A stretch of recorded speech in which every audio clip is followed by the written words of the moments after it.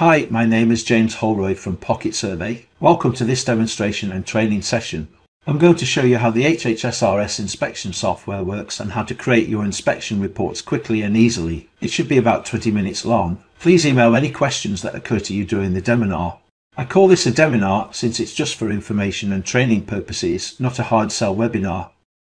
However, if you're interested in trialing this software, stick around to the end where you can get your first month's subscription at a reduced price.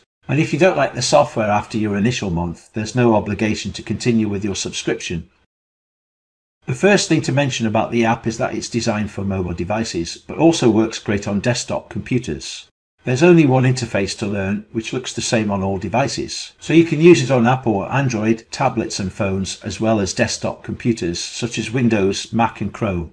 With our uncluttered and easy to use interface, you can speed up your workflow tremendously and produce your survey reports immediately after doing your site inspections.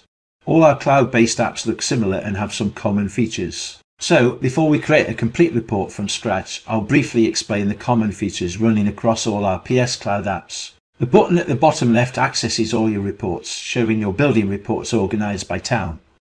At the top left, the main menu gives you access to valuable features such as the jobs calendar, location maps, jobs progress, users, client information, app setup features, help and support, and even the ability to export your data to spreadsheets. Pocket Survey has a unique feature that allows you to customize the menus and report structure within the app setup. We'll come back to that later on. So let's look at the HHSRS inspection I've already done to give you an overview of what comes out at the end. On the buildings list, I tap on a building and you'll see the front page photo and inspection status, and then below that you've got some buttons. We can add hazards. We can copy the building information. There's a button to create the inspection report. And want to open the generated report. If we scroll down, you'll see which client this report belongs to. That is if you have multiple clients. If you're a council or housing association, you can turn off the clients feature in the app setup. The inspection details section shows the inspector, inspection date, inspection time, the type of inspection, followed by some free format descriptive notes. The building details section shows more information about the building.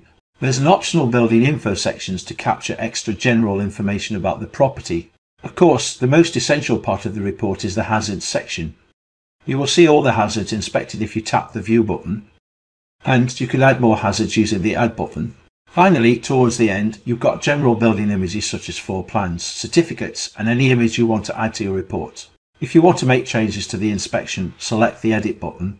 Let's scroll back to the top of the building record. To create your PDF report, choose the Create Report button, and when the report is ready, select the Open Report button. Let's look at a typical report in more detail. The front page is branded with your logo and your address. Then you've got your front photo of the building, plus an optional trade logo. Then you get an automatic table of contents, which is all hyperlinked, so you can jump to the different sections quickly. The report contains quite a lot of detailed information, all created at a click of a button. Then you've got an introduction page. Now all these phrases can be edited in the app, but we'll come to that later in the app setup.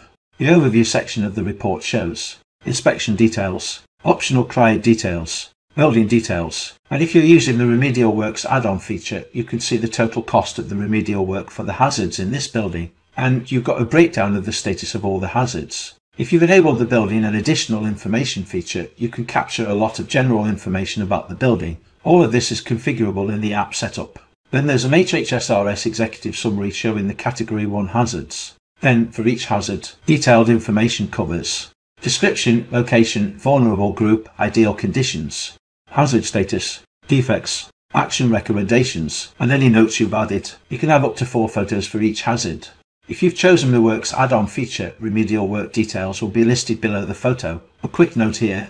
You can also choose a scoring feature if you prefer to use likelihood and outcome to assess your hazards. This is useful if you're a government, council or enforcement officer. Each hazard is shown in a similar format. Notice, rather than displaying the old-fashioned yes, no answers, we list out defects and actions chosen from the extensive knowledge base. This is much more useful and easier to understand. Your clients will love the format. Incidentally, we also offer a report add-on that will automatically produce your enforcement notices, such as an improvement notice or a prohibition order. You've got your disclaimer and limitations section. Bear in mind that all these phrases in your report can be set up within the app to customize it to your needs. The quality assurance statement will show the inspector's signature, and if you've chosen to use quality checkers, their details as well. At the end you have your floor plans and any additional Building images you've included in the report. If you want to save your PDF report, tap the download button to save it to your storage area. Let's close the PDF report and get back to the app. We can return to the buildings list by tapping the buildings icon at the bottom left. So let's start the new HHSRS inspection to see how easy it is. Tap the Add button at the bottom right of the buildings list screen. You'll see a scrollable form with several fields to fill in. Most of these will be user configurable menus to speed up data entry. First, you can choose a client, or if you want to, add a new one. Let's add a new client organization. Type my client, then tap Use. Then you can either add a client contact name or pick an existing one. You can store other information about your client, which is helpful if you want to contact your clients on site, and so you have a little client database. Then we can choose the inspector. You can have different classes of inspectors, like more powerful administrators. You can also have a client login where a client can access their reports via a client portal. Choose an inspection date and an inspection time, and then add some inspection notes if you want to.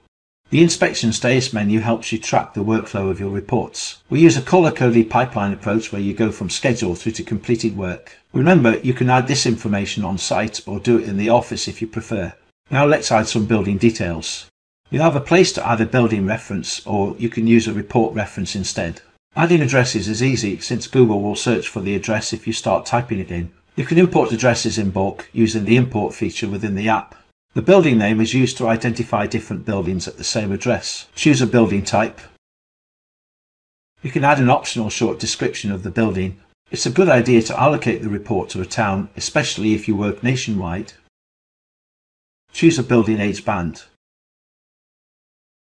and then a building category. Your reports will look much better with photos, and Pocket Survey makes this easy for you. So let's take a building photo.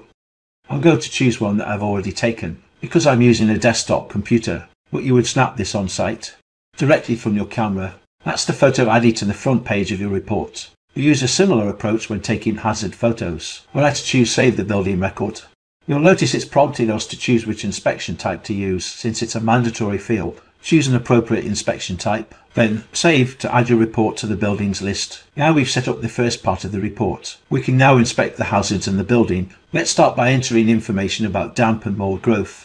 So we'll tap into the building record to view it, and you'll see the information we've entered so far. What we're going to do now is add a hazard. We tap the Add Hazard button to load the scrollable data entry form. You should establish a location first, so you should choose a particular floor. And then, optionally, you can specify a room or area. You can tailor the list of locations to suit your needs in the app setup. Then, you choose the hazard. Next, we choose the hazard category. And then, enter some free format notes if you wish. You'll notice extra checklists are shown. We can justify the Category 1 hazard by choosing some defects causing the hazard. You can look through these and tick all the relevant ones. You also can search the list to make it easier. For example, type damp and you will see the filtered defects. You can also choose some actions that would rectify the hazard. Choose an optional action priority if you wish. Let's take a photo. You can take up to 4 photos per hazard and area. The app will automatically launch the camera on your mobile device. However, I'll pick one from my computer because I'm demonstrating the app on a desktop. You can take more photos in a similar way. So that's the hazard done. Choose Save. Let's inspect another hazard. Let's choose Add Hazard again. The PS Cloud software remembers some options that you entered previously to speed up your data entry. So you should change the room location. Enter kitchen. Choose Done. Let's choose the pest hazard by searching for pests. And now choose a category to reveal the defects checklist. You can choose actions in the same way. And then optionally you can give your actions a priority. And then we take a photograph. So as before, I'll pick a picture from my computer. Consider taking a second or third photo that documents the hazard. As usual, we choose Save. So that's how you log HHSRS hazards. Once you've inspected all the hazards in your building, you can now create your PDF report. You tap into the building record and choose the more prominent Create Report button. You will be prompted to confirm. It takes about 30 or 60 seconds while the software generates the report in the background. You can continue to work on other inspections while you are waiting. The Open Report button will appear when your report is ready. So far we've covered the essential aspects of creating a HHSRS inspection report. As you've seen, it's quick and easy to do and produces a fantastic client report. But there's lots more to the software. For example, if your client wants a costed list of remedial works, you can use our costed works add-on feature. I'm going to demonstrate that to you now. So let's tap to open the building record. Then if we scroll down to the hazards we've inspected, we can choose the hazard we want to add remedial works to. A quick note here. If we tap the pencil icon, we can edit the information in a form. However, if you tap in the middle, we can view the record. That's what we want to do in this instance. You could scroll down to check the information you've entered so far. To add works, select the Add Work Item button to display the work items form. This form will use a schedule of works and costings set up in the app. We've set up some work items for you, but you can easily edit and add your own in the app setup. So let's search for DPC. As usual, you can enter additional notes if you wish. The work unit of measure has been filled in for you. It's up to you to change the quantity. You can see that the app has calculated the total cost. Furthermore, you can change the work status to scheduled, started, pending or completed. The app has automatically scheduled the work for the current year, but you can change that to a future year. You can add a work priority as well. We won't take a photo because we've already taken photos of the hazard. Finally, we choose Save. You can add other work items in a similar way. So let's go back to the buildings list. When we looked at the report earlier, I mentioned that you could also use the government scoring feature. This isn't something everybody chooses to do, but sometimes it's useful if you're an enforcement officer or council. I'm going to show you how that works very briefly. Let's tap into the building. I've already turned on the hazard scoring feature. This is something you can do yourself at no extra cost using the app setup. Let's add a hazard. If we scroll down, you can see the likelihood and outcome drop-down menus. The value automatically defaults to the statistical averages provided by the government. You will see the app automatically calculates the hazard band and hazard category. If you change the likelihood, you will see the hazard calculation change as well. We're going to cancel this record and choose discard.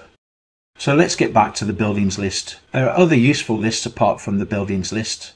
For example, you can look at your reports in the hazards list, where you can see a summarized list of building reports. When you choose a building report, you will see all the hazards in that building. Also, there's a works list. Tap into a building report in this list, and you'll see all the work for that building organized by hazard. Finally, there's an in progress list, which shows you all the reports you still need to finish. We're getting near the end of the demo now. Let me show you some standard features across all the list screens. These are accessed by the icons at the top right of the screen on the buildings, the hazards, the works and the in progress screens.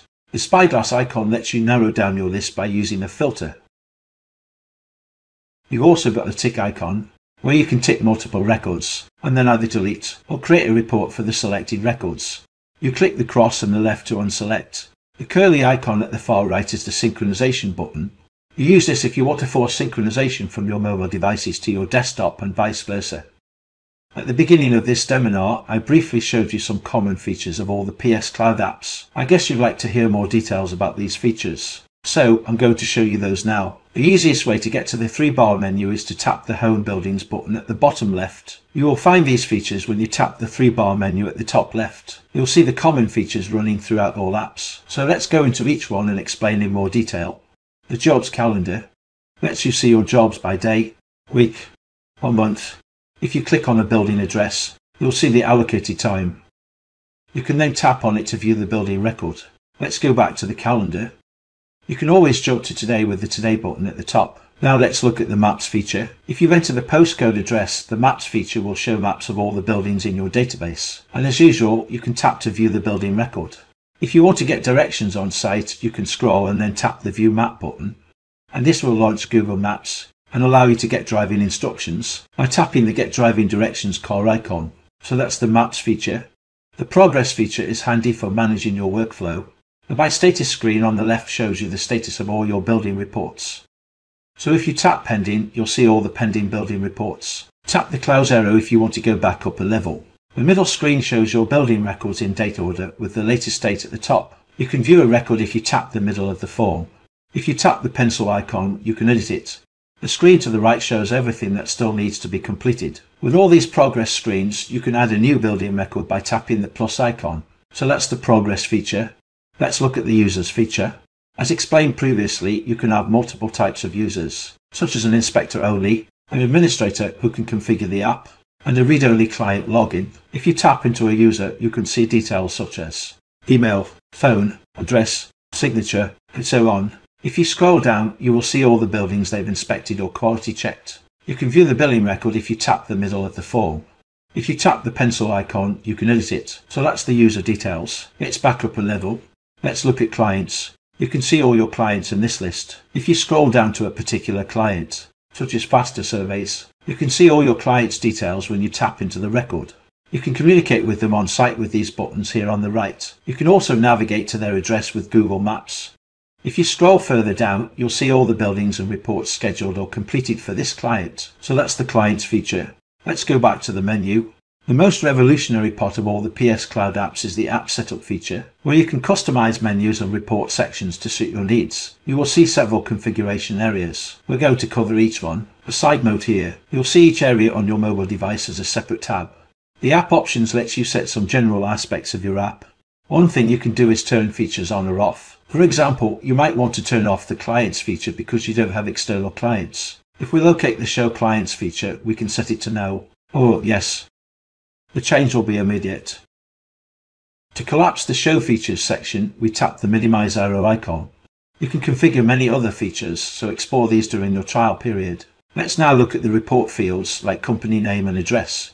In the report fields section, you can set the information on your report, such as company name, address, logo, and so on. Apart from changing options, you can also edit or add to menus displayed in the app. For example, the Locations section shows you a list of pre-configured locations. If we want to add a new location, we can tap the large plus icon. Choose Location 1 from the item drop-down menu.